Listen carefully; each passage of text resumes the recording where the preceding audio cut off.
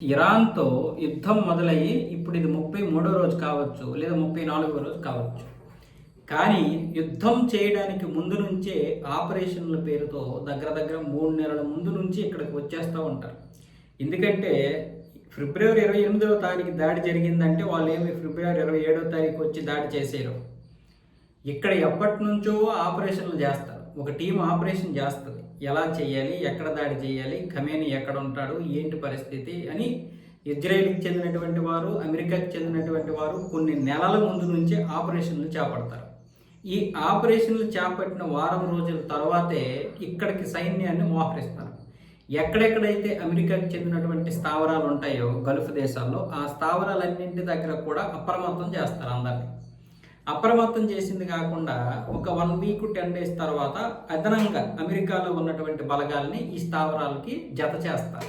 అంటే అప్పటికే స్థావరాల దగ్గర ఉన్నటువంటి సైనికులకి మరికొంతమందిని జత చేసి ఎప్పుడు కథన రంగంలోకి దూకాలనే విషయం మీద అంటే అప్రమత్తంగా ఉంటారు, సిద్ధంగా ఉంటారు వాళ్ళు.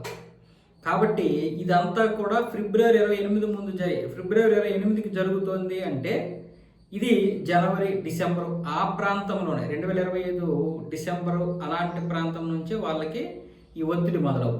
అప్పటి నుంచే సైనికులు సిద్ధంగా ఉంటారు. మరి ఇన్ని నెలలుగా సిద్ధంగా ఉండడం, పైగా ఒత్తిడితో ఉండడం, ఈ నెల రోజులుగా యుద్ధం చేయడం, రకరకాల కారణాలతో ఇరాన్ని మట్టి కరిపించలేకపోవడం, ఇరాన్ చేస్తున్నటువంటి దాడులకు కూడా వీళ్ళు చనిపోతుండడం, గాయపడుతుండడం, అలాగే స్థావరాలు నాశనం అయిపోయాయి కాబట్టి హోటల్స్లో చాలామందికి రూములు కూడా దొరకకపోవడం. ఎందుకంటే అమెరికా సైనికులు ఆ హోటల్స్లో ఉంటే ఆ హోటల్స్ని పేల్చేస్తామని ఇరాన్ బెదిరిస్తుంది. కాబట్టి ఎవరూ కూడా పెద్దగా మా దగ్గర వద్దు అని చెప్పేసి ప్రభుత్వానికి కూడా రిక్వెస్ట్ పంపించినటువంటి సందర్భాలు ఉన్నాయి.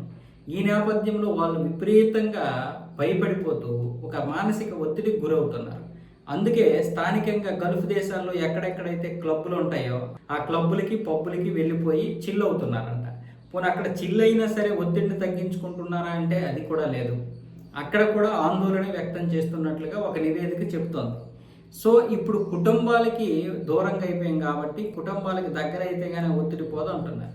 అయితే కొంతమందికి ఇక్కడ ఏంటంటే అమెరికా సైనికులకి సెక్సువల్గా కూడా కొంత దూరం ఉండడం వల్ల అది కూడా ఒత్తిడి అని చెప్పడం వల్ల ఇక్కడ అమ్మాయిలను కూడా వీళ్ళకి ఏర్పాటు చేశారంట. ఇది మీకు చాలా జుభుక్షకరంగా ఉంటే ఉండొచ్చు కాక, మీరు నమ్మొచ్చు నమ్మకపోవచ్చు, ఇవన్నీ వాస్తవాలు.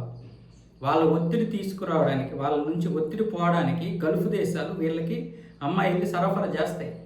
ఎందుకంటే వాళ్ళు యుద్ధంలో ఉంటారు, కొన్ని రోజులుగా ఉంటారు, దూరంగా ఉంటారు. మరి ఒత్తిడి పోవాలంటే ఏం చేయాలి?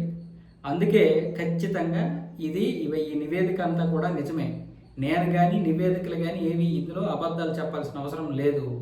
సో దానివల్ల ఇది కేవలం అమెరికానే కాదు, చాలా దేశాలు ఇలాంటి ఏర్పాట్లు చేస్తాయి సైనికులకి. అయినా సరే అమెరికా సైనికులు మాత్రం ఒత్తిడి నుండి తీసి బయటికి రాలేకపోతున్నారు.